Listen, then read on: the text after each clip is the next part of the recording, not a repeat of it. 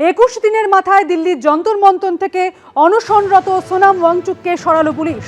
যন্তর মন্তর থেকে দিল্লি পুলিশ সোনাম ওয়াংচুককে নিয়ে গেল হাসপাতালে। যন্তর মন্তর থেকে সরানো হয়েছে আন্দোলনকারীদেরও। অনশনরত সোনাম ওয়াংচুকের শারীরিক অবস্থা ক্রমেই খারাপ হচ্ছিল।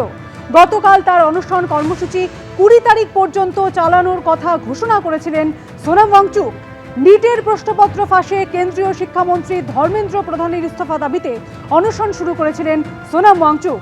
21 দিনের মাথায় দিল্লির যন্তর মন্তর থেকে অনশনরত সোনাম ওয়াংচুককে সরালো পুলিশ। যন্তর মন্তর থেকে দিল্লি পুলিশ সোনাম ওয়াংচুককে নিয়ে গেল হাসপাতালে। যন্তর মন্তর থেকে সরানো হয়েছে আন্দোলনকারীদেরও। অনশনরত সোনাম ওয়াংচুকের শারীরিক অবস্থা ক্রমেই খারাপ হচ্ছিল। গতকাল তার অনশন কর্মসূচি 20 তারিখ পর্যন্ত চালানোর কথা ঘোষণা করেছিলেন সোনাম ওয়াংচুক।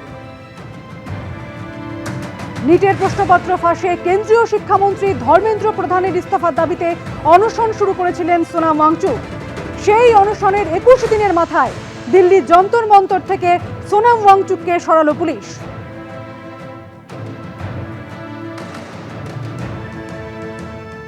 যন্তর মন্তর থেকে দিল্লি পুলিশ সোনাম ওয়াংচুককে নিয়ে গেল হাসপাতালে। যন্তর মন্তর থেকে সরানো হয়েছে আন্দোলনকারীদেরও। অনশনরত সোনাম ওয়াংচুকের শারীরিক অবস্থা ক্রমেই খারাপ হচ্ছিল। গতকাল তার অনশন কর্মসূচি 20 তারিখ পর্যন্ত চালানোর কথা ঘোষণা করেছিলেন সোনাম ওয়াংচুক।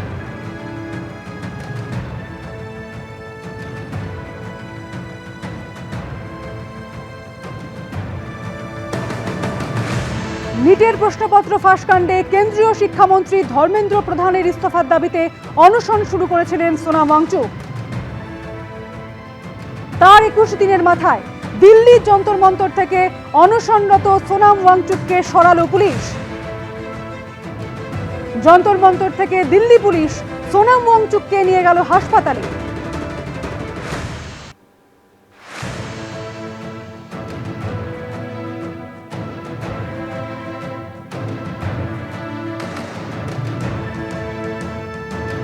যন্তর মন্তর থেকে সরানো হয়েছে আন্দোলনকারীদেরও।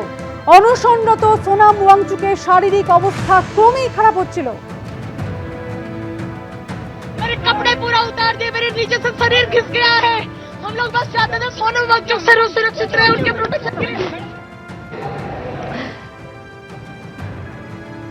21 দিনের মাথায় দিল্লির যন্তর মন্তর থেকে অনশনরত সোনাম ওয়াংচুককে সরালো পুলিশ। যন্তর মন্তর থেকে দিল্লি পুলিশ সোনাম ওয়াংচুককে নিয়ে গেল হাসপাতালে। যন্তর মন্তর থেকে সরানো হয়েছে আন্দোলনকারীদেরও। সোনাম ওয়াংচুকের শারীরিক অবস্থা ক্রমেই খারাপ হচ্ছিল। গতকাল তার অনশন কর্মসূচি এবং সেই কর্মসূচি থেকে 20 তারিখ পর্যন্ত এই কর্মসূচি চালানোর কথা ঘোষণা করেছিলেন সোনাম ওয়াংচুক।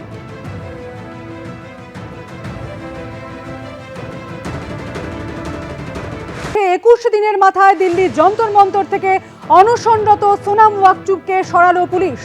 যন্তর মন্তর থেকে দিল্লির পুলিশ সোনাম ওয়াংচুককে নিয়ে গেল হাসপাতালে।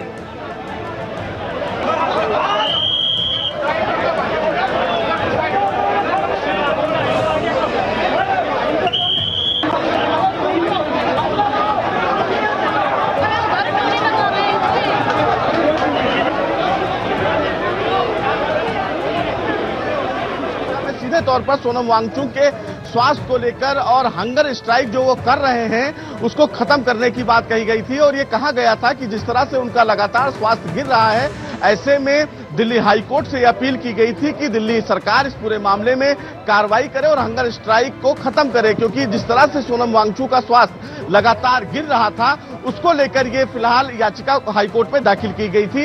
हालांकि हाईकोर्ट ने इस पूरे मामले में सुनवाई करते हुए दिल्ली सरकार और दिल्ली पुलिस को ये आदेश दिया था कि सोनम वांगचुक के स्वास्थ्य को लेकर जो भी उचित कदम हो और अपर्णा उसी हाईकोर्ट के आदेश के मुताबिक दिल्ली पुलिस की तरफ से मेडिकल सुपरविजन में यानी कि डॉक्टरों की टीमों से राय लेने के बाद जिस तरह से सोनम वांगचुक का स्वास्थ्य लगातार गिर रहा था, उनके जो वजन है वो 9 किलो से भी ज्यादा कम हो चुके थे, ऐसे में अगर उनको पास के अस्पताल में यानी कि अगर उनको मेडिकल सुपरविजन में नहीं रखा जाता तो आने वाले दिनों में उनकी स्थिति बहुत ज्यादा बिगड़ सकती थी। और इसी आधार पर फिलहाल डॉक्टरों की टीम के साथ एक बड़ी कार्रवाई फिलहाल की गई है कि सोनम वांगचुक को यहां से हटाकर पास के अस्पताल में मेडिकल सुपरविजन में रखा गया है। और अब दिल्ली पुलिस की तरफ से जंतर मंतर पर लोगों से ये अपील की जा रही है कि वो जंतर मंतर का ये प्लेस, जो ये स्पेस है, वो फिलहाल खाली कर दें, यानी कि अब यहाँ से जो लोग हैं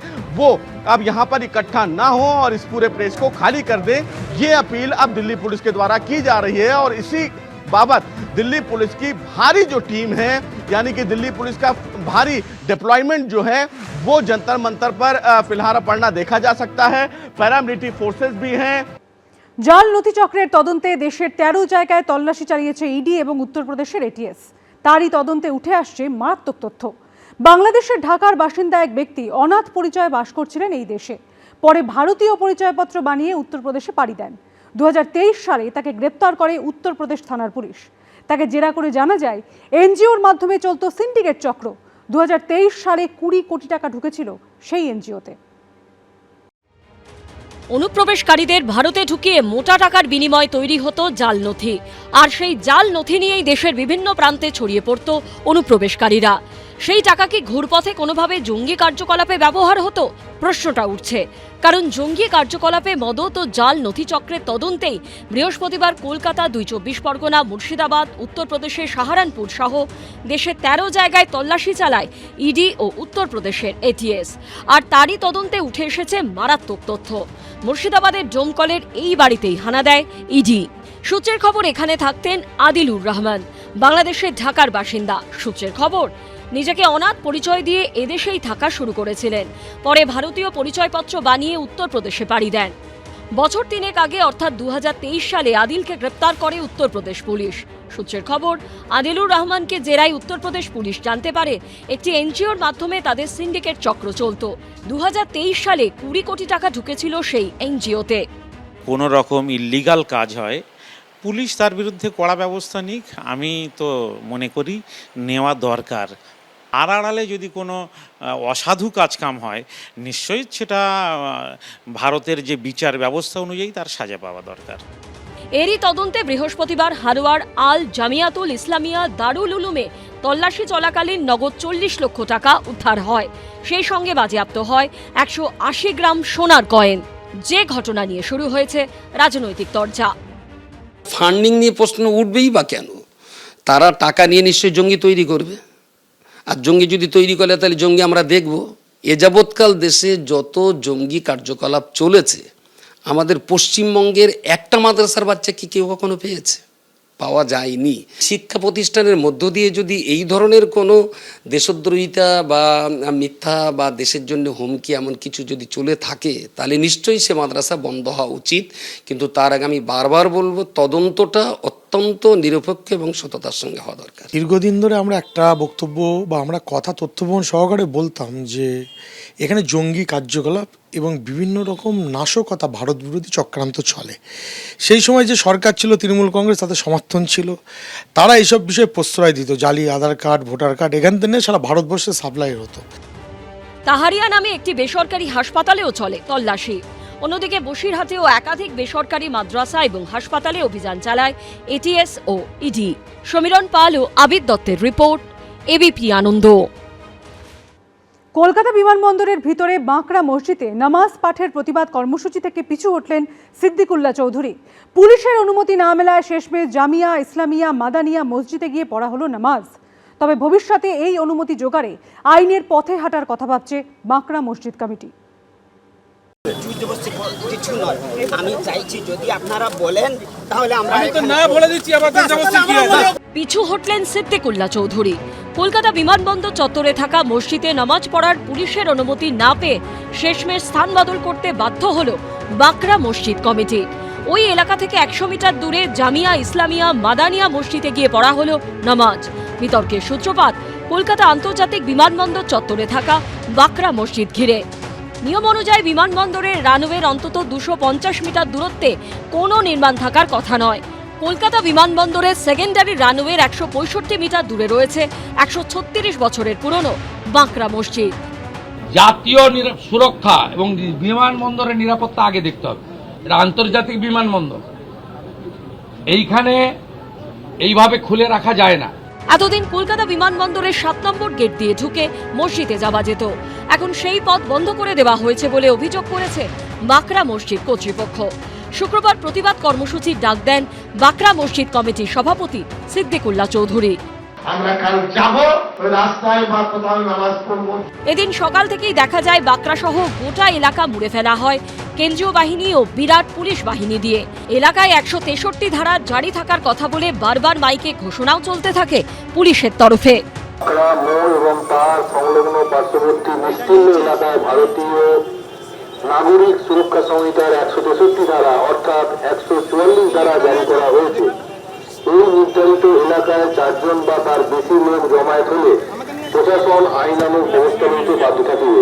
এই যে ঠিক সার্ভিস রোডের উপরে, যশোর রোডে ঠিক পাশে যে মসজিদ রয়েছে যার নাম রয়েছে জামিয়া ইসলামিয়া মাদানিয়া, এখানে কিন্তু সিদ্দিকুল্লাহ চৌধুরী কিছুক্ষণ আগে প্রবেশ করেছেন এবং যেটা সিদ্ধান্ত হয়েছে যে এই মসজিদেই তারা কিন্তু নামাজ পড়বেন। অর্থাৎ বিতর্ক যে মসজিদকে কেন্দ্র করে ছিল যে আজকে সেখানে ঢুকে তারা নামাজ পড়বেন, শেষমেশ কিন্তু সেখানে পুলিশ বা প্রশাসনের তরফে সেখানে অনুমতি না মেলাতে তারা শেষমেশ সিদ্ধান্ত নেন যে ঠিক যেখানে মসজিদটি ছিল অর্থাৎ এয়ারপোর্ট 7 নম্বর গেটের ঠিক অপোজিটে যে সার্ভিস রোড রয়েছে, এখানের যে মসজিদ রয়েছে এখানে তারা নামাজ পড়বেন। আমাদের সিদ্ধান্ত আইনের রাস্তা খোলা। নেক্সট স্টেপ এক হলো আদালত, আর একটা হলো অফিসিয়ালি চিঠি রাজ্যবাসীর পক্ষ থেকে, সেটা কমিটি আলোচনা করে ঠিক করবে। এই ঘটনা ঘিরে সুর চড়িয়েছে বিজেপি। ওই হাই সিকিউরিটি জোনে নামাজ না পড়তে দেওয়ার জন্য সিদ্দিকুল্লাহ বাবুর কেন এত রাগ? এর পেছনে কোনো বিদেশি শক্তি কাজ করছে না তো? সেটা কিন্তু খতিয়ে দেখার দরকার। পরিকাঠামোগত উন্নয়নের প্রশ্ন, ফলে নিশ্চিতভাবে সকলের সহযোগিতা সবারই কাম্য, কিন্তু দীর্ঘদিন ধরে যদি কোনো আচার ধর্ম বিশ্বাসের জায়গা থাকে তাহলে সেখানে যারা যান তাদেরকে কনফিডেন্সে নিয়ে ঐকমত্য এবং সহমতের ভিত্তিতে যদি গোটা বিষয়টা মানুষকে বুঝিয়ে সবাই ইতিবাচক মন দিয়েই সহযোগিতা করবে। এই জল কোথায় গড়ায় সেটাই দেখার। সুকান্ত মুখোপাধ্যায় ও আশাবুল হোসেনের রিপোর্ট, এবিপি আনন্দ। আরও ফাঁকা হলো কালীঘাট তৃণমূলের ক্যাম্প। শুক্রবার ঋতব্রত তৃণমূলে যোগ দিলেন 2 প্রাক্তন তৃণমূল বিধায়ক তাপস চট্টোপাধ্যায় এবং বিশ্বজিৎ দাস। অপরপক্ষে অভিষেক বন্দ্যোপাধ্যায়ের বিরুদ্ধে আওয়াজ উঠল কালীঘাট তৃণমূলের ভিতর থেকেও। কুণাল ঘোষ অবশ্য বলছেন, যারা দমটা ধরে রাখতে পারছেন তারা থাকছেন, যারা দমটা ধরে রাখতে পারছেন না তারা সেই জায়গা আত্মসমর্পণ করে দিচ্ছেন। বর্ষা আসতেই শুরু হয়েছে ভয়াবহ ভাঙন। নদীতে নয়, কালীঘাট তৃণমূলে। নদীর একপারে কালীঘাট তৃণমূল যখন ভাঙছে, তখন আরেক পার অর্থাৎ দ্রুতব্রত তৃণমূল বহরে ক্রমশ বাড়ছে। দলবদলের পুরনো রেকর্ড বজায় রেখে এবার ফের শিবির বদলালেন বনগাঁর প্রাক্তন বিধায়ক বিশ্বজিৎ দাস এবং রাজারহাট নিউ টাউনের প্রাক্তন বিধায়ক তাপস চট্টোপাধ্যায়। 21শে জুলাইয়ের আগে কালীঘাট তৃণমূলের ঘর আরও ফাঁকা করে শুক্রবার দ্রুতব্রত তৃণমূলের নাম লেখালেন তারা। আমি নিজেও ধরুন কোনো কথা বলতে যাবো, চিফ মিনিস্টারের ঘরে সে ঘরের মতো সুযোগ থাকবে। অভিষেক বন্দ্যোপাধ্যায়কে ফোন করলে সে ফোন করলে সে আমাদের এখানে একটা যুবনেতা, তিনি যদি অ্যাপ্রুভ করতেন তবে সেটা ধরা হবে। কি তৃণমূল নয়, আমি তো তৃণমূলের ঘরে এসেছি। 15 বছর আগে খুব যাতায়াত ছিল, 15 বছর সরকারে ছিলাম বলে এই ঘরে আসিনি। আবার যে লিডার আমার অপোজিশন লিডার, তার সঙ্গে আসবে স্বাভাবিক। কালীঘাট তৃণমূল ছেড়ে ঋতব্রত তৃণমূলে যাবার এই লাইন কি আরও লম্বা হবে? জল্পনা জোরালো করে একই দিনে ক্ষোভ উগরে দিয়েছেন কালীঘাট তৃণমূলের সাধারণ সম্পাদক রাজীব বন্দ্যোপাধ্যায়, যিনি তৃণমূল থেকে বিজেপিতে গিয়ে আবার তৃণমূলে ফিরেছিলেন। আমি দিদিকে হাত জোড় করছি যে দয়া করে আর অভিষেক বন্দ্যোপাধ্যায় করবেন না, কারণ এই অভিষেক বন্দ্যোপাধ্যায়ের জন্যই আজকে দলটার এই অবস্থা হয়েছে। এই নিয়ে অবশ্য কটাক্ষের সুর শোনা গেছে কালীঘাট তৃণমূলের গলায়।